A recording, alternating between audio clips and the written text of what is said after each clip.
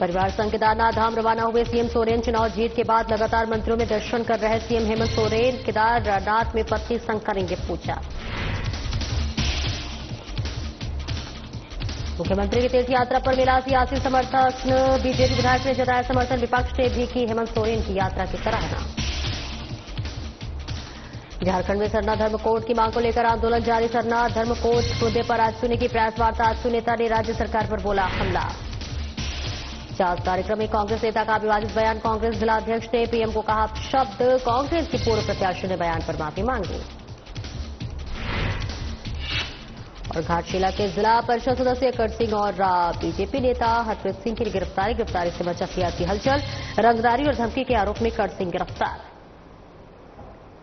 नमस्कार, स्वागत है आपका। मैं हूं आपके साथ सपना दीपक मद्देश। बुलेटिन का आगाज करेंगे। झारखंड राज्य के मुख्यमंत्री हेमंत सोरेन पत्नी कल्पना सोरेन और अपने दोनों बेटों के साथ तीर्थ करने रवाना हो गए हैं। तो वहीं मुख्यमंत्री हेमंत सोरेन राज्य से चार्टर्ड फ्लाइट से दिल्ली के लिए रवाना हुए। दिल्ली से वे हेलीकॉप्टर से परिवार के साथ केदारनाथ धाम पहुंचे। वहां सपत्नीक पूजा अर्चना करेंगे। मालूम हो कि केदारनाथ मंदिर उत्तराखंड के रुद्रप्रयाग जिले में स्थित है।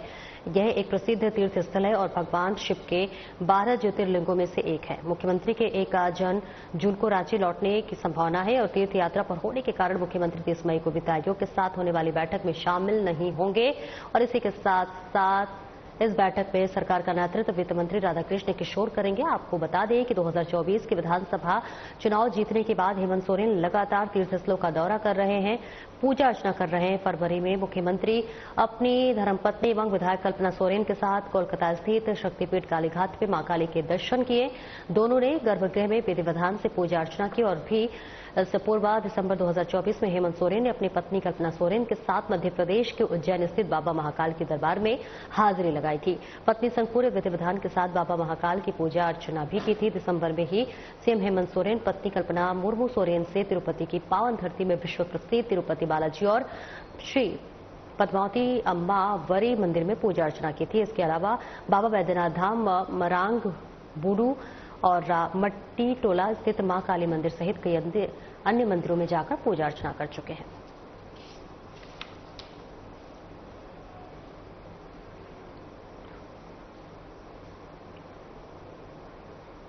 मुख्यमंत्री हेमंत सोरेन अपने तीर्थ यात्रा पर केदारनाथ धाम के लिए आज रवाना हो गए। वहीं इस यात्रा को लेकर झारखंड राज्य के बीजेपी विधायक सीपी सिंह ने अपना समर्थन दिया है। उन्होंने कहा है कि राज्य के मुखिया यदि 4 धाम यात्रा पर जा रहे हैं तो ये अच्छी बात होनी चाहिए। और इसी के साथ साथ भगवान के पास या जो ईश्वर है उनके पास दर्शन करने के लिए जरूर जाना चाहिए। और मुझे लगता है कि यदि वो जा रहे हैं तो झारखंड के कल्याण के लिए आशीर्वाद मांगने आएंगे कि झारखंड का कल्याण हो। और मैं बिल्कुल इसमें समर्थन हूं।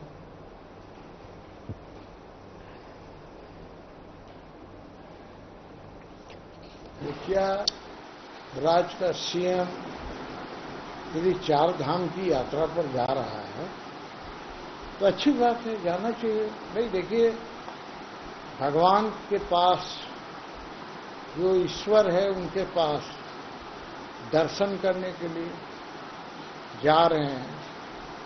और मुझे लगता है कि यदि जा रहे हैं तो झारखंड के कल्याण के लिए भी आशीर्वाद मांग के आएंगे ताकि झारखंड का कल्याण हो।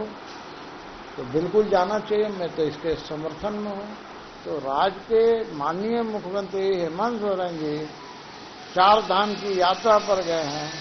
इसके लिए मैं उन्हें बधाई देता हूं, शुभकामनाएं देता हूं कि भाई वो 4 धाम की यात्रा पर जाएं, वहां से जा करके और भगवान से झारखंड के विकास के लिए, झारखंड वासियों की खुशहाली के लिए वहां से मांग करके आए ताकि हम सब खुशहाल रहें। झारखंड में सरना धर्म कोड की मांग को लेकर लगातार आंदोलन किया जा रहा है। इस मुद्दे पर आजसू ने प्रेस वार्ता कर राज्य सरकार पर हमला बोला है। केंद्रीय प्रवक्ता देवशरण भगत ने कहा है कि झारखंड सरकार की पार्टी सरना धर्म कोड के मुद्दे पर ढोंग रचने का काम कर रही है। अब केंद्र में कांग्रेस की सरकार थी, उस समय सरना कोड पर अव्यवहारिक कर दिया था। और झारखंड मुक्ति मोर्चा और कांग्रेस को स्पष्ट कर देना चाहिए कि उन लोगों को सोच और नीति क्या है।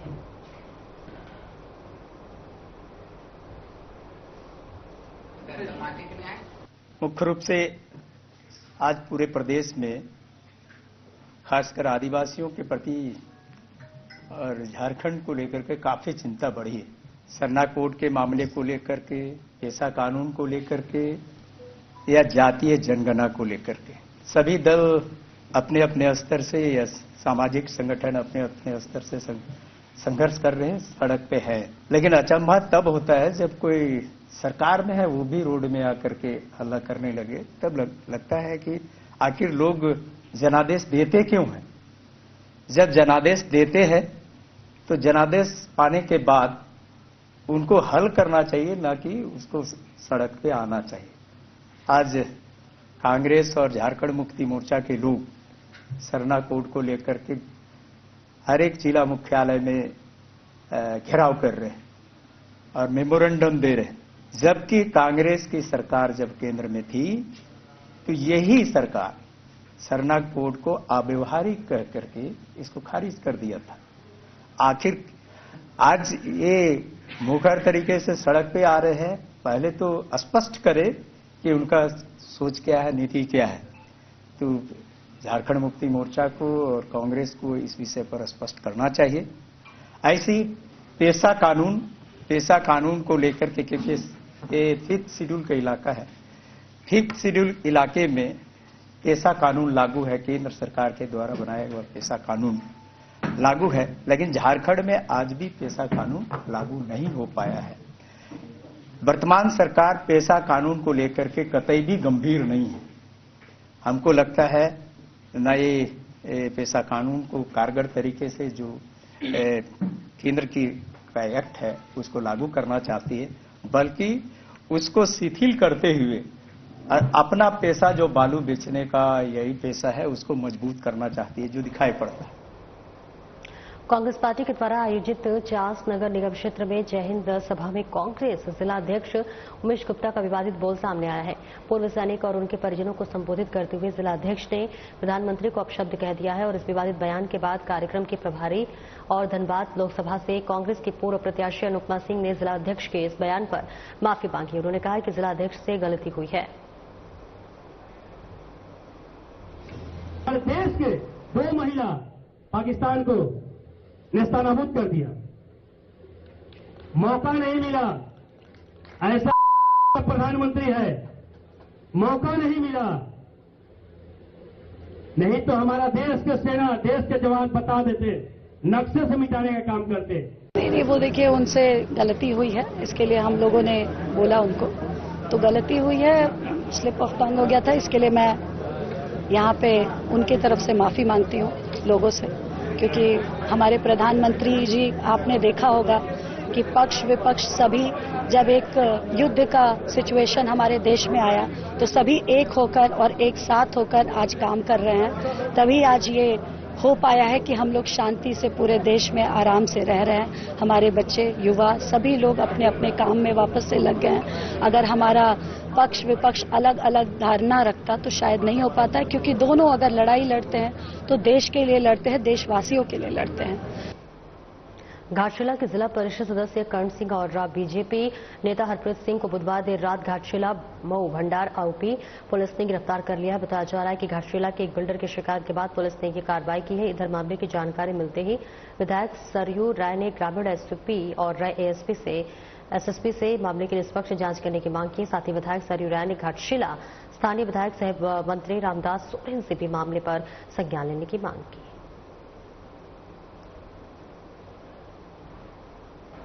एक भवन निर्माता हैं, उनकी बिल्डिंग से नाली का मामला था। जनता की मांग पर जिला परिषद के सदस्य करण सिंह वहां गए। आपस में कुछ तू में तकरार हुई। अब उसी पर एफआईआर हो गया बिल्डर की तरफ से, इन्होंने मारपीट की और रंगदारी मांगा।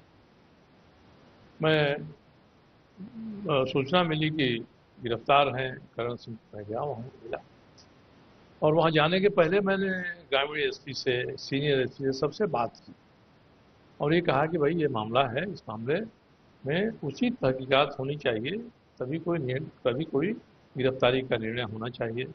मगर बिना कोई नोटिस लिए, बिना करण सिंह का बयान लिए मुझे गिरफ्तार किया गया। आज सुबह भी मेरी बात हुई सीनियर एसपी से, ग्रामीण एसपी से, जिन्होंने कंप्लेन किया है वो भी मेरे पास आए और उन्होंने कहा कि ठीक है, आप कहते हैं मैं अपनी शिकायत वापस ले लेता हूँ। और यह कहकर ये दोनों पक्ष के लोग साथ में गए घाटशिला। जब थाना दोनों पक्ष पहुंचा समझौता करने के लिए, तो थानेदार ने वहां से जो शिकायत करता है उसको पुलिस के एक सिपाही के साथ वहां से भगवा दिया, भागो हट जाओ चले। तो इससे लगता है कि पुलिस का जो रवैया इस मामले में है, वो रवैया घोर अनुचित है। जब सीनियर एसपी लेवल पर बात होती है और जब समझौता करने के लोग तैयार हैं, तो पुलिस को समझौता करा देना चाहिए। इसका मतलब ये खामखा है लोग उतारू हैं कि करण सिंह को हम जेल भेजेंगे। इससे निष्कर्ष यह निकलेगा कि कोई भी जनप्रतिनिधि किसी स्तर का हो, अगर जनता के शिकायत का समाधान के लिए कहीं जाएगा पब्लिक प्लेस में, तो वह सोच ले कि उसकी स्थिति, उसकी हालत वही होगी जो करण सिंह की हालत हुई है। इसके पीछे कौन शक्ति काम कर रही है। अभी हमारे सीनियर एसपी साहब को आए मुझसे 24 घंटा हुआ है। मैंने उनसे कहा भी कि आप यहाँ आए हैं और पहला ही मामला जो मैं आपके सामने रख रहा हूँ इस प्रकार का है, इसमें पुलिस को अच्छी तरह से अनुसंधान करना चाहिए, तथ्यों का पता करना चाहिए। करण सिंह को ऐसा नहीं है कि घाटशिला छोड़कर भाग जाएंगे। ये सब चीजें मैंने कहा। घाटशिला से जिला परिषद सदस्य करण सिंह की गिरफ्तारी पर जमशेदपुर में विरोध तेज हो गया है। जिला परिषद अध्यक्ष बारी मुर्मू समेत कई सदस्य वरीय आरक्षी अधीक्षक से मिलकर मामले की निष्पक्ष जांच की मांग की है। बारी मुर्मू ने बताया कि करण सिंह ने एक नाले के निर्माण स्थल की जांच के लिए गए थे, जहां एक बिल्डिंग का निर्माण भी हो रहा था। ये निर्माण पहले जिला परिषद से स्वीकृत हुआ था, लेकिन बाद में निरस्त कर दिया गया था। जनता की शिकायत पर करण सिंह निरीक्षक करने पहुंचे हुए थे, तभी पुलिस ने उन्हें बिल्डर से मिलीभगत पर गिरफ्तार कर लिया है। उन्हें रात भर थाने में रखकर सुबह जेल भेज दिया गया है। जिला परिषद अध्यक्ष ने इसे थाना प्रभारी की मनमानी बताते हुए उच्च स्तरीय जांच और कार्रवाई की मांग की है। सदस्यों ने चेतावनी दी है कि यदि कार्रवाई नहीं हुई तो आंदोलन किया जाएगा। फिलहाल पुलिस चुप्पी साधे हुए है। थाना से संबंधित एक केस है जो हमारे जिला परिषद सदस्य छोटा भाई करण सिंह से संबंध है, और चूंकि जनता की आवेदन से हमारे जिला परिषद सदस्य एक बिल्डिंग बन रहा था, बिल्डिंग के नीचे नाली बन रहा था, उसी को निरीक्षण करने गए थे। क्योंकि अवैध तरीका से उस नाली का निर्माण हो रहा था। उन्हें जाके देखा कि वहाँ पे किसने बना रहा और कैसे बन रहा, क्योंकि वो जमीन जो रेलवे का था। और हमारा जिला परिषद से उस बिल्डिंग का नक्शा पारित बहुत पहले हुआ, जो कि लैप्स हो चुका था। जब जनता आवेदन देती है तो जनप्रतिनिधि निश्चित रूप से वहाँ जाती है और देखती है सही गलत के लिए निरीक्षण करने जाते हैं। और वो जिला परिषद सदस्य हमारे निर्देश पर, डीडीसी के आदेश पर गए थे, और उसी के तहत हमारे करण सिंह भाई को थाना प्रभारी ने केस किया और केस करके चालान किया। हमारे सभी जिला परिषद सदस्य ने जाके वहाँ उपस्थित होकर अपने बात के ऊपर रखा, मगर थाना प्रभारी जो है पूरी तरह से थाना प्रभारी के काम नहीं कर रहे थे, क्योंकि वो बिल्डर के सपोर्ट में काम किए और गुमराह करके करण सिंह को रात भर थाना में रखे, और वो स्वयं मैंने लोगों को लगा के वहाँ का नाली का निर्माण किया। हजारीबाग सदर विधायक प्रदीप प्रसाद ने डेली मार्केट का निरीक्षण किया, जहां वे सब्जी बाजार में आए किसानों की समस्याओं से रूबरू हुआ।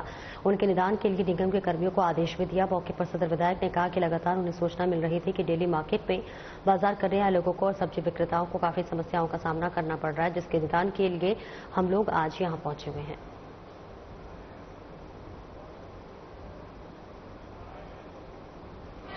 यहाँ की जो पब्लिक है वो भी काफी त्रस्त है। आए समय जाम लगा हुआ रहता है, लोग इस रोड से इधर से उधर नहीं हो पा रहे हैं। और जो हमारे गरीब सब्जी बेचने वाले फुटपाथ पे रहते हैं, धूप में दिन भर रह रहे हैं, बारिश में रह रहे हैं, काफी तकलीफ है। अगर इस तरह से निगम का बनाया हुआ है और इसमें अगर उन लोग शिफ्ट कर जाएं तो कहीं न कहीं उन लोग का सहमति नहीं लिया गया, इस तरह से बंद एक कमरा बना दिया गया, जिसके चलते बिक्री नहीं हो पा रहा। तो उसका उपाय लगाया है कि किस तरह से उसमें थोड़ा खुला कर दें कि सब्जी भी बिके और सारे लोग यहाँ शिफ्ट हो जाए, एक प्रयास किया जा रहा है। अभी देखेंगे आगे बस स्टैंड में भी जा रहे हैं, वहाँ रोड पे लोग बैठे हुए हैं। हैवी व्हीकल एनी टाइम उधर से गुजरता है, कभी भी घटना घट सकता है। तो उसको भी प्रयास कर रहे हैं कि समझा बुझा के सारे लोगों को अपनी जगह पे बैठे, जहाँ जगह बनाया गया वहाँ बैठे। कम से कम शहर अपना जो आवागमन का स्थिति वो बाधित न हो।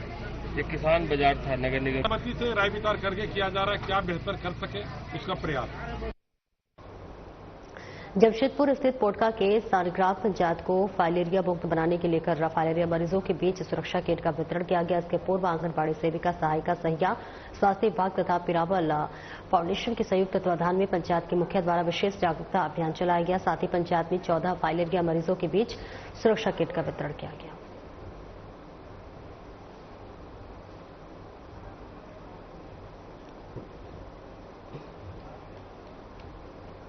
सानग्राम पंचायत भवन में ग्राम पंचायत अंतर्गत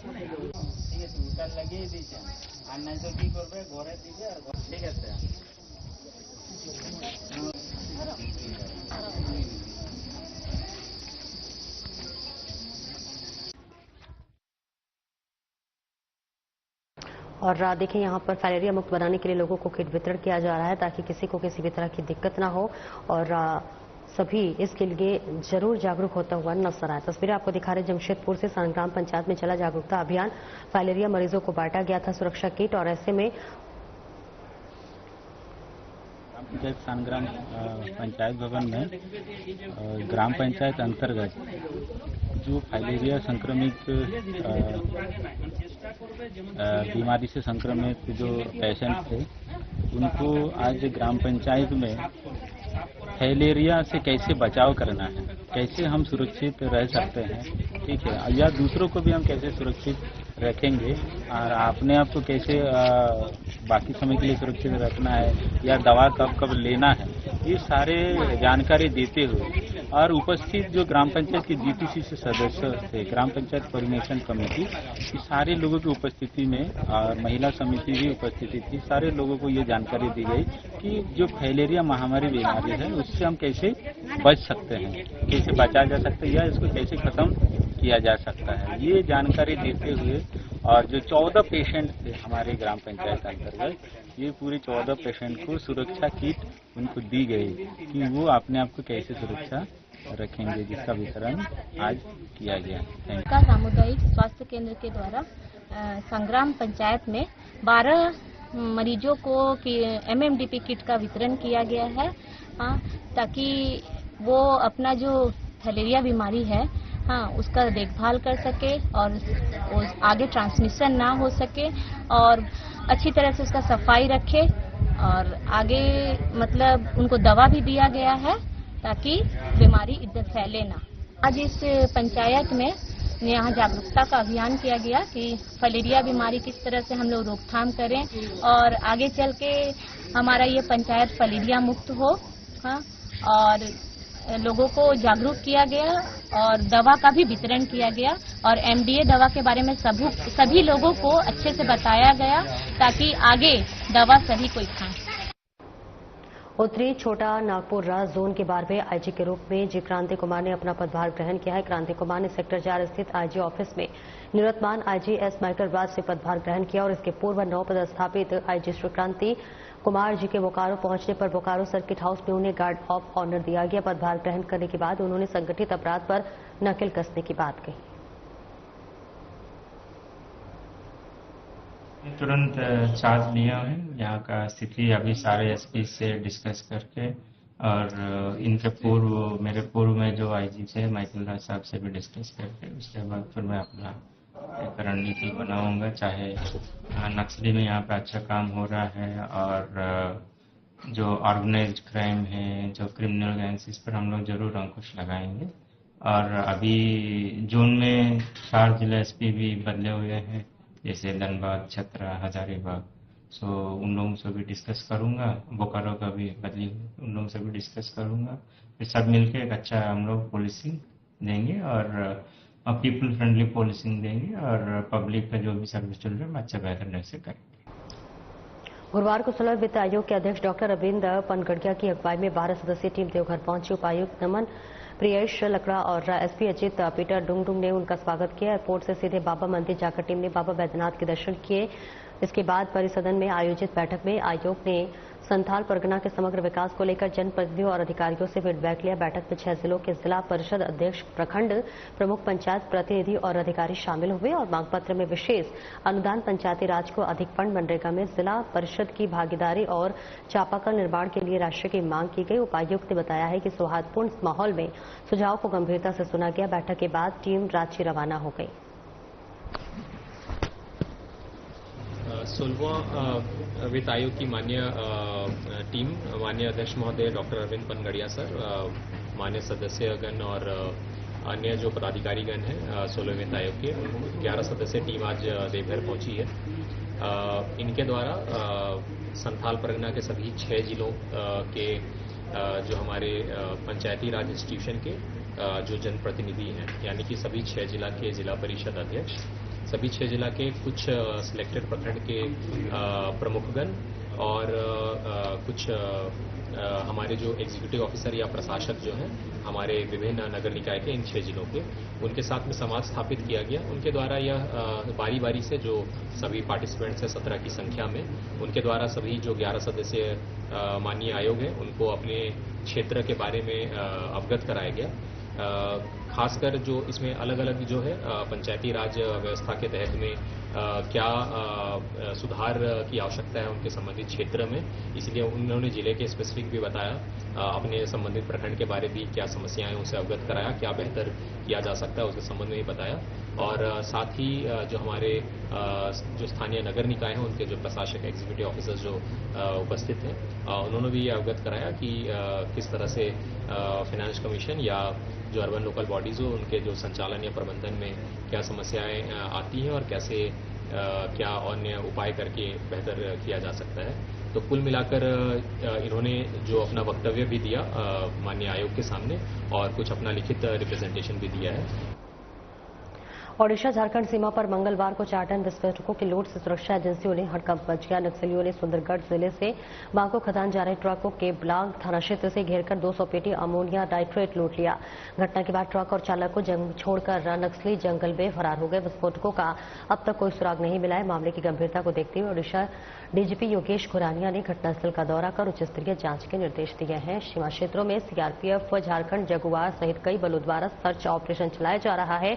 सूत्रों के मुताबिक इस वारदात के पीछे माओवादी नेता मिसिर बेसरा का हाथ हो सकता है और इस घटना माओवादियों की बड़ी साजिश की इशारा कर रही है, जो कि सुरक्षा बलों और आम नागरिकों के लिए बड़ा खतरा बन सकती है। पुलिस के लिए ये चुनौती की विस्फोटकों की बरामदगी और साजिश को विफल किया जाए।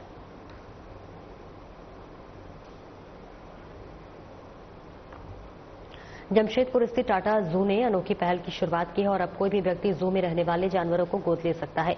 इस पहल के तहत आप किसी भी जानवर को 1 वर्ष या 5 वर्ष के लिए अडॉप्ट कर सकते हैं। अडॉप्ट किए गए जानवरों की देखरेख, भोजन और दवाइयों का खर्च अडॉप्ट करने वाले व्यक्ति को उठाना होगा। हालांकि जानवर की देखभाल की जिम्मेदारी पूरी तरह से जू प्रबंधन की रहेगी। इस योजना का उद्देश्य वन्यजीव संरक्षण के साथ साथ पशु प्रेमियों को जानवरों से जुड़ने का एक खास अवसर देता है।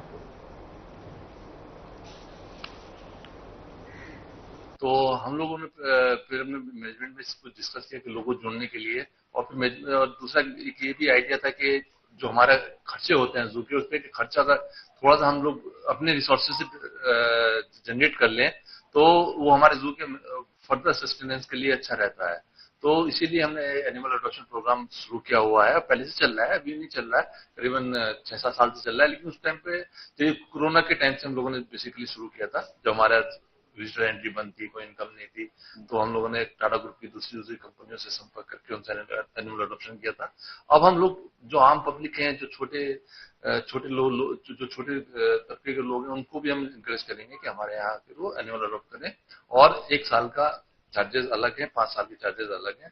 और जो एनिमल अडॉप्शन में क्या होता है कि जितना हमारा एक एनिमल पे खर्चा आता है, लगभग मान लीजिए एक टाइगर है तो टाइगर में कितना मीट लगता है, कितनी मेडिसिन लगती है 1 साल के अंदर, कितना उसके एनिमल कीपिंग पे खर्चा होता है, तो उसको मिला के हम 1 साल का खर्चा निकालते हैं। वो हम लोगों से अपेक्षा रखते हैं कि वो एनिमल अडॉप्ट करें और हमारा जो प्रबंधन है इसमें सहयोग। चतरा शहर में पर्यटन और स्वच्छ वातावरण के लिए नई की तालाब सौंदर्यीकरण योजना का शुभारंभ किया गया था, जिसमें 3.5 करोड़ रुपए खर्च हुए। योजना के तहत तालाब की साफ सफाई, फुटपाथ निर्माण और चारों ओर लाइटिंग की गई ताकि लोग मॉर्निंग वॉक और इवनिंग वॉक पर आ सके और नौका विहार का आनंद ले सके। लेकिन अब 3 दिन भी नहीं बीते कि योजना हाथी का दांत साबित हुआ। तालाब में अभी भी गंदा पानी जा रहा है, लाइटें जली नहीं है और नौका विहार का सपना अधूरा रह गया है।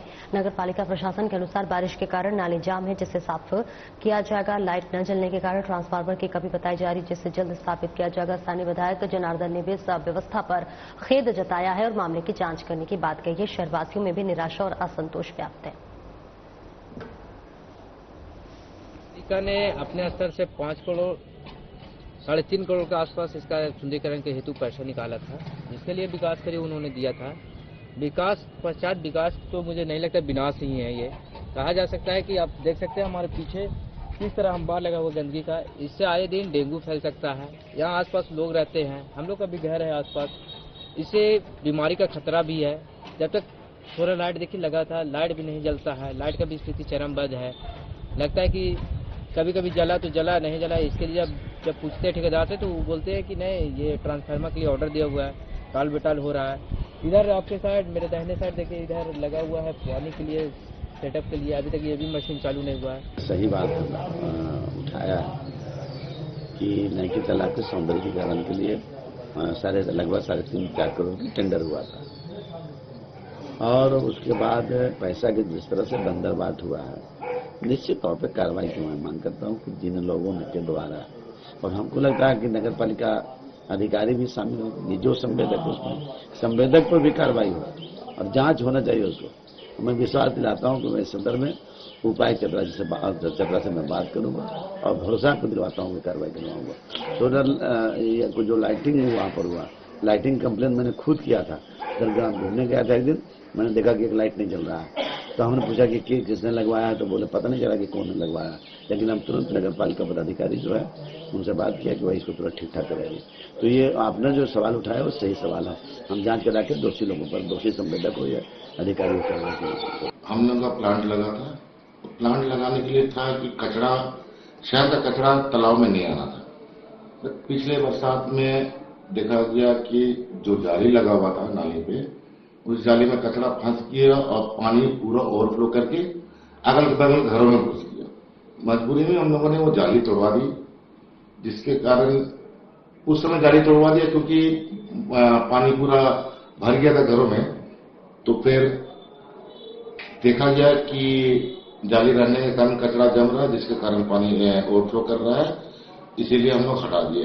अब जाली नहीं होने के कारण सारा कचरा अंदर तालाब में जा रहा है। उससे भी हम लोग रेगुलर साफ करवाएंगे, बट वर्तमान में अभी बरसात आने से पहले हम लोग नाली पे विशेष ध्यान दिए हैं।